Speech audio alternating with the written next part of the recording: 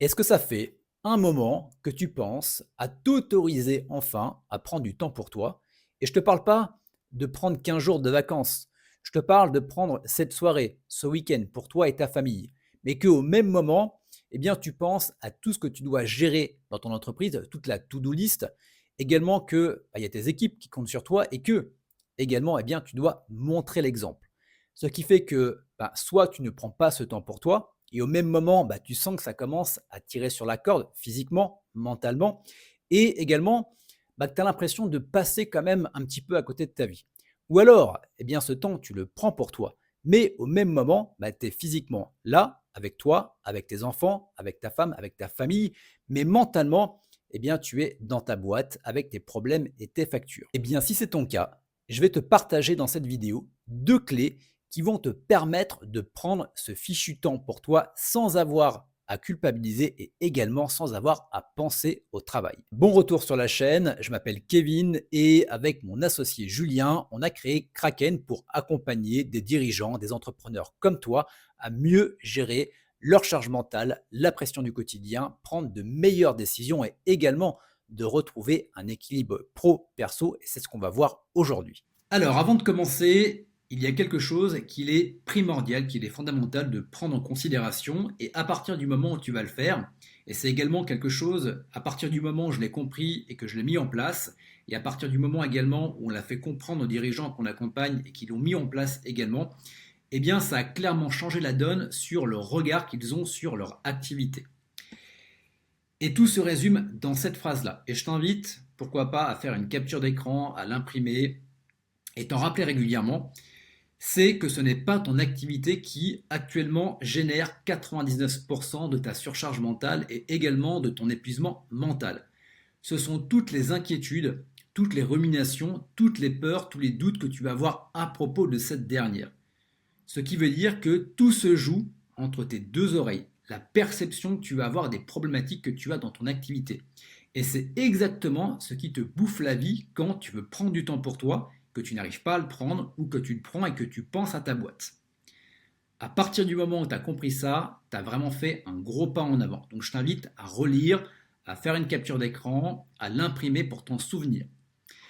À partir de là, tu vas voir que les deux techniques que je vais te proposer, et à partir du moment où tu vas les mettre en place, tu vas voir que déjà tu vas pouvoir alléger ta surcharge mentale et tout ce que tu rumines à propos de ton activité, ce qui va te permettre bien évidemment de t'autoriser à prendre ce fichu temps pour toi et également de ne pas penser au travail quand tu es avec tes enfants, avec ta famille ou en train de faire ton sport. La première, c'est ce que j'appelle la technique du nutritionniste ou du diététicien. Alors c'est quoi? Je ne sais pas si tu as eu l'occasion dans ta vie de déjà faire un régime, mais je me souviens quand j'étais plus jeune, eh bien le nutritionniste m'a dit, eh bien, écoute Kevin, tu ne changes absolument rien sur cette semaine-là et tu notes tout ce que tu manges dans les moindres détails pour te rendre compte réellement de la réalité de ce que tu mets dans ton assiette et de ce que tu manges. Eh bien toi, ça va être exactement la même chose avec ton emploi du temps. Je te le dévoile ici.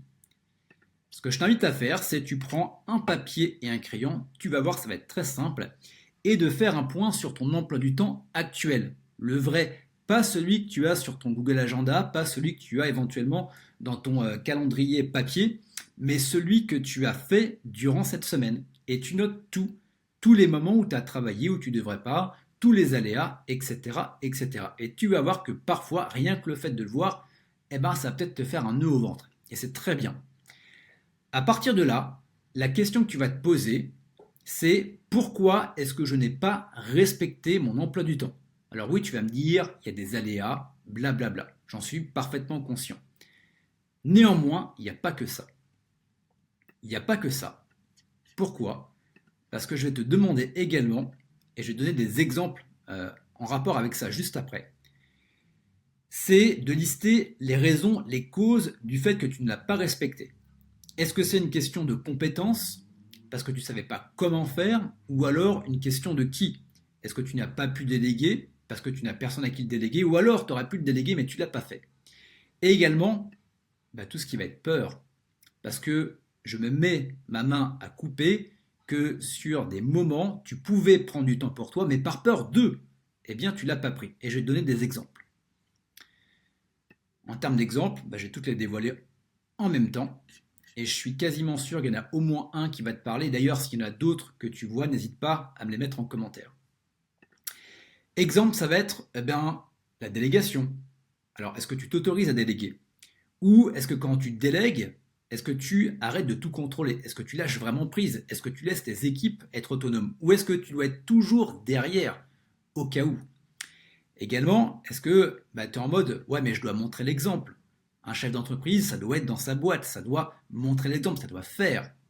Ou alors peut-être peur d'être jugé. Si je suis pas là, peut-être que les clients vont penser que il est où le patron? Ou alors, c'est si je ne suis pas physiquement là, il se peut que ma boîte coule. Et ça, je suis désolé, mais c'est pas des questions de faire, c'est des questions d'état d'être, de peur. Exemple de dirigeant qu'on a accompagné avec Julien.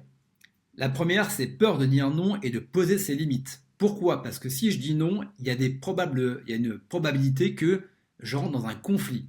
Moi, je suis bienveillante et j'ai peur qu'on m'aime pas. Donc forcément, je dis oui à tout. Également, j'ai peur que mes collaborateurs fassent une connerie. Donc, je dois être présent au cas où. Ça, c'était le cas de quelqu'un dans le milieu du BTP qui devait tout le temps aller vérifier ses chantiers au cas où les différents collaborateurs, les différents employés faisaient une connerie. Donc finalement, il pouvait prendre le temps pour lui, mais par peur d'eux, il prenait 2 heures par jour pour aller voir les chantiers. Également, peur de faire confiance. Donc ça, peut-être que tu as déjà été trahi, que tu as fait confiance et que tu n'aurais pas dû. Et tu as du mal à refaire confiance et notamment à mieux déléguer. Soit tu ne te l'autorises pas, soit tu te l'autorises, mais au même moment, tu as toujours un œil, on ne sait jamais. Également peur que ton business s'écroule si tu n'es pas présent. Alors ça, c'était typiquement moi. J'étais sur l'écran de 8h à 20h tous les jours parce que si j'étais pas présent et que je prenais du temps pour moi, je me dis et si, et si, et si. Et c'était plus fort que moi. Donc je revenais, je me mettais devant l'ordi et parfois je faisais absolument rien de productif, j'étais simplement présent. Également, ça peut être, comme je te l'ai dit, peur d'être jugé par des clients. Si je ne suis pas présent sur le terrain, quelle image je vais montrer de mon entreprise? Et derrière, peut-être que je vais avoir des mauvais avis ou peut-être que les personnes ne vont pas vouloir bosser avec moi ou ne plus vouloir bosser avec moi ou je ne vais pas être recommandé, blablabla. Bla bla. Ensuite, ça déjà, je t'invite, bien évidemment, tu prends un papier et un crayon, tu listes exactement comme je te l'avais dit avec la technique du nutritionniste, ton emploi du temps actuel, le vrai, et également derrière, tu me listes toutes les raisons, tous les oui mais, autant en termes de compétences, mais également sur tous les peurs, parce que c'est là où ça va se jouer. Et tu peux voir que tu vas peut-être gratter beaucoup de choses. Ensuite, ça c'est la deuxième étape de la phase numéro 1. On va faire comme ça. C'est de prendre un temps pour toi et d'imaginer ton emploi du temps idéal. À quoi ressembleraient tes journées? À quoi ressembleraient tes semaines? À quoi ressembleraient tes mois, tes années? Et là, ce qui est hyper important, c'est de prendre en considération tes priorités intrinsèques. Qu'est-ce qu'il est important pour toi? Ce qu'on appelle tes valeurs. Parce que ça va te permettre de l'insuffler directement dans ta boîte pour pouvoir être bien toi-même. Tes valeurs, c'est simplement ton mode de fonctionnement. Et si jamais tu veux les connaître, et je t'invite vraiment à les connaître, parce qu'à partir du moment où tous les entrepreneurs, tous les dirigeants qu'on accompagne, les découvrent, ça fait un déclic et derrière, ils s'autorisent à les prioriser et forcément, ils se sentent mieux au quotidien. Et indirectement, la boîte va mieux. Et pour connaître tes valeurs, on a créé avec Julien un GPTs qui va te permettre finalement, avec tout un questionnement, de pouvoir les découvrir. Voilà, ça va te prendre peut-être, une demi-heure, 1 heure grand maximum, mais tu vas voir qu'à partir du moment où tu vas les connaître, ça va vraiment changer la donne. Voilà, le lien est dans la description de la vidéo YouTube. Donc là, c'est de prendre un temps pour toi, d'imaginer ton emploi du temps idéal, de respecter tes valeurs et à partir du moment où tu vas commencer à le créer, il y a forcément des oui mais qui vont arriver. Des oui mais j'ai pas les compétences. Alors là, tu peux te poser la question, ok, de comment est-ce que je peux déléguer? À qui est-ce que je peux déléguer? Quelles compétences je dois également prendre en considération? Et également, bien évidemment, comme on l'a vu juste avant, d'aller chercher tes peurs. De quoi tu as peur réellement? Et à partir du moment où tu vas les identifier tes peurs et à partir du moment où tu vas les mettre sur papier, déjà, ça va changer énormément de choses. À partir de là, on va pouvoir partir sur l'étape numéro 2, qui est ce que j'appelle la surcharge mentale.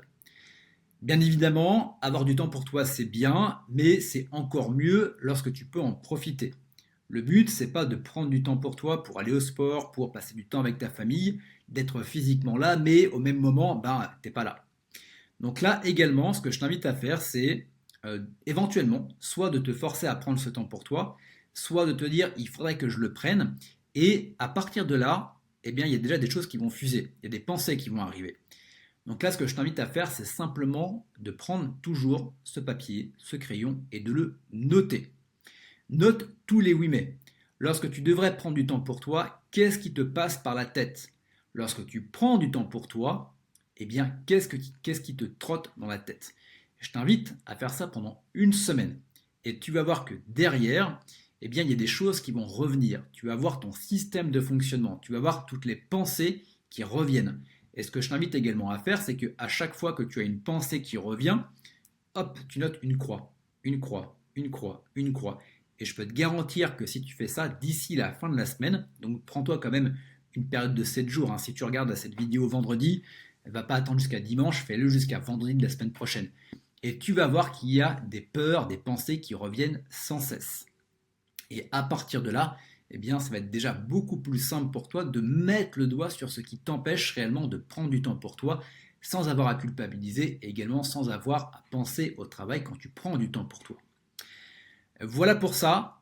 Ce que je t'invite à faire, si tu veux aller plus loin, il y a deux possibilités. Déjà, tu peux prendre un call avec moi ou Julien. Le but, c'est de faire un point sur tes peurs et de te proposer une roadmap, un plan d'action qui va te permettre finalement d'en terminer avec ces peurs et de prendre enfin ce fichu temps pour toi. Ou alors, tu peux également participer à notre webinaire en live. On l'organise tous les mois, c'est en direct, c'est avec un petit comité. Et pour ça, il te suffit simplement de t'inscrire sur la page. Voilà, tu cliques ici, hop, tu t'inscris, tu rentres tes différentes informations et on se retrouve en live. On n'est généralement pas plus de 15 personnes. Bon, le but, c'est vraiment d'individualiser et tu verras que derrière, eh bien, on pourra parler de tes peurs et on pourra également te donner un exercice qui va te permettre d'en terminer avec ça. Voilà pour ça. Écoute, on se retrouve dans une prochaine vidéo et avec plaisir pour échanger avec toi.